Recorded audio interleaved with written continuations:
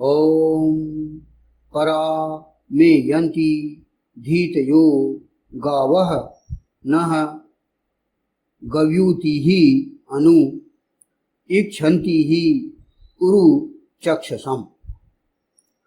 परागमन करती हैं मेरी बुद्धियां या धारण करने वालियां, जैसे गमनशीलाएं गंतव्य स्थान को या गायें गोष्ठों को जाती हैं, बहुद्रष्टा की इच्छा करती हुई। ये जो मंत्र लिया गया वह ऋग्वेद के प्रथम मंडल के 25वें सूक्त का यह 16वां मंत्र है। यह बात ध्यान दिए जाने योग्य है कि वेद में बहुद्रष्टा, उरुचक्षस और सर्वद्रष्टा, विश्वचक्षस में अंतर किया गया है। तो यहां पर एक शब्द आया है उरुचक्षसम। तो उरुचक्षसम का अर्थ होता है बहुद्रष्टा। उसका जो दृष्टिकोण है वह अनेक है, अधिक, बहुत, कई प्रकार की उसके अंदर प्लानिंग है, कई योजनाएं हैं, कई दृष्टिकोण से उस सृष्टि को देखता है। और यह परम पुरुष विष्णु में ये पूरी विशेषता उसमें डाल दी गई है, ईश्वर के द्वारा, ईशान परम परमात्मा के द्वारा। तो इस बहुद्रष्टा शब्द को हम समझें तो बहुद्रष्टा अर्थात अनेकों योजनाओं को लेने वाला, ध्यान देने वाला, उसके अंदर विभिन्न प्रकार के कई दृष्टिकोण होते हैं जो कि मानव हित के लिए उपयोगी होते हैं। यहां एक और शब्द आया है सर्वद्रष्टा। सर्वद्रष्टा, इसके लिए वेद में शब्द है विश्वचक्षस, यानी हर प्रकार से दृष्टा, सभी जगह दृष्टा। ये ईश्वर, ईशान परम परमात्मा के लिए शब्द उपयोग किया गया है। वह हर जगह देखता है, उसकी आंखें हर जगह है, वह हर जगह उपलब्ध है, सर्वोपलब्ध है। वो ईश्वर, ईशान परम परमात्मा हमारे सामने भी है, हमारे पीछे भी है, हमारे ऊपर भी है, हमारे नीचे भी है, प्रत्यक्ष भी है, अप्रत्यक्ष भी है, सभी जगह है। कण कण में वो ईश्वर, इसका यह सत्य, वो हमको देख रहा है। सर्वद्रष्टा सब कुछ देख रहा है, वह है ईश्वर। इस सृष्टि का सम्राट, इस सृष्टि को बनाने वाला, वह है सर्वद्रष्टा। और बहुद्रष्टा,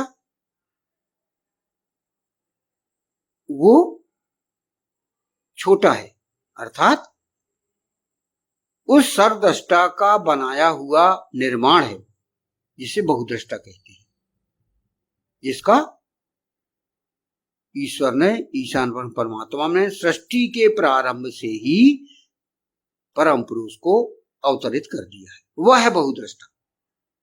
यानी यहां पर हम अंतर समझें, अंतर यहां पर बताया गया है। सर्वद्रष्टा कौन? ईश्वर, ईशान परम परमात्मा, सर्वांतर्यामी, सब चीज देखने वाला। और बहुद्रष्टा परम पुरुष, वह सर्वद्रष्टा नहीं है, वह हर चीज को हर जगह उपलब्ध नहीं है, बहुद्रष्टा। लेकिन सर्वद्रष्टा हर जगह उपलब्ध, ईश्वर हर जगह उपलब्ध। तो यहां पर आगे कहा गया है, सृष्टि के अध्यक्ष परम पुरुष के लिए प्रायः बहुद्रष्टा अर्थात उरुचक्षस, अनेकों को देखने वाला शब्द का प्रयोग किया गया है। अनेकों को देखने वाला, जबकि स्वयं अपने लिए ईशान परम परमात्मा ने विश्वचक्षस अर्थात सर्वद्रष्टा शब्द का प्रयोग किया है। ये यहाँ पर आपको स्पष्ट कर दिया गया है कि उरु चक्षस अर्थात अनेकों को देखने वाला, और सर्वद्रष्टा अर्थात सभी को देखने वाला, पूरी सृष्टि को देखने वाला, वह है ईश्वर। वेद अत्यंत सावधानी से ईशान अर्थात ईश्वर और विष्णु परम पुरुष के व्यक्तित्वों का अलग अलग वर्गीकरण करता हुआ चलता है। ये आपको स्पष्ट अलग अलग समझ में आएगा। सर्वद्रष्टा अर्थात ईश्वर ईशान परम परमात्मा, और बहुद्रष्टा जो अनेकों को देखने वाला, अनेक दृष्टिकोण रखने वाला, वह है परम पुरुष विष्णु।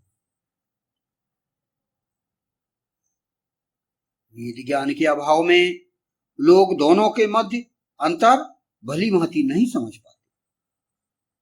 इसीलिए तो वेद ज्ञान की आवश्यकता है। ईश्वर ईशान परम परमात्मा और सृष्टि के अध्यक्ष दोनों को कुछ लोगों ने मिला के रख दिया है कि वही सर्वद्रष्टा है और वही बहुद्रष्टा है। तो वेद का हम ज्ञान प्राप्त करें, वेद से जानकारी प्राप्त करें।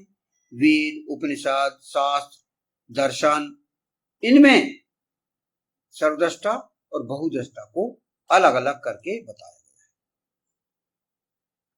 वेद के ज्ञान के अभाव में लोगों के मध्य अंतर भली भांति नहीं समझ पाते इन दोनों का अंतर। इस कारण जो अपेक्षा ईशान से करनी चाहिए वह अपेक्षा लोग परम पुरुष से कर बैठते हैं, तथा जो अपेक्षा परम पुरुष से करना चाहिए वह अपेक्षा ईश्वर या ईशान से कर लगने चाहते हैं।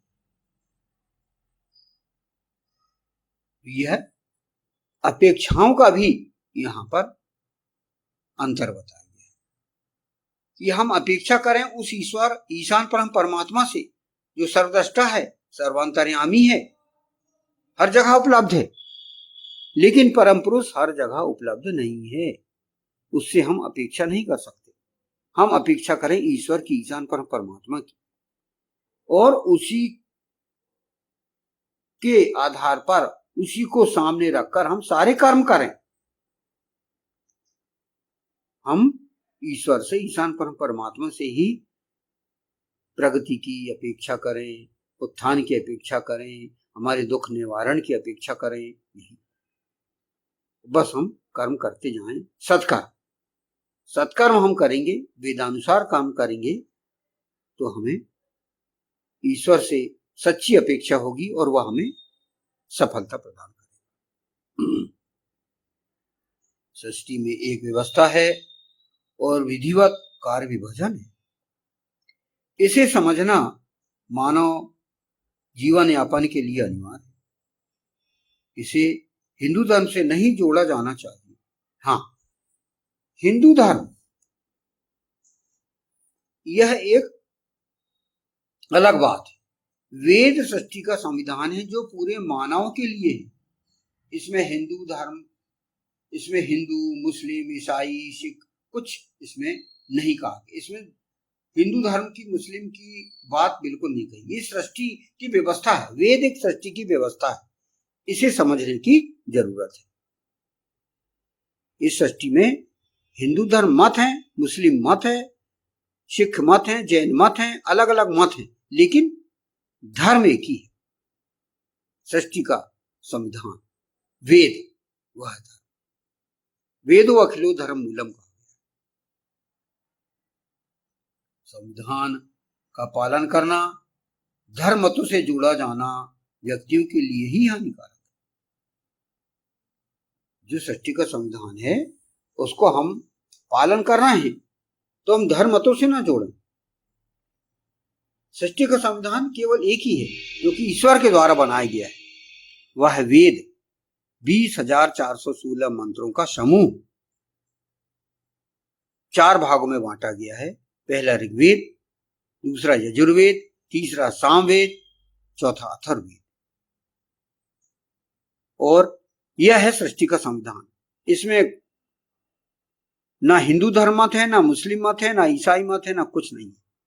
बस सृष्टि की व्यवस्था इसमें मनुष्य के जीवन यापन के लिए प्रदान की गई है ईश्वर के द्वारा। तो इस मंत्र में जैसे कि कहा गया है धारण करने वालियां, एक शब्द और आया है धारण करने वालियां। तो यहां धारण करने वालियां औरतों से अर्थ लिया गया है।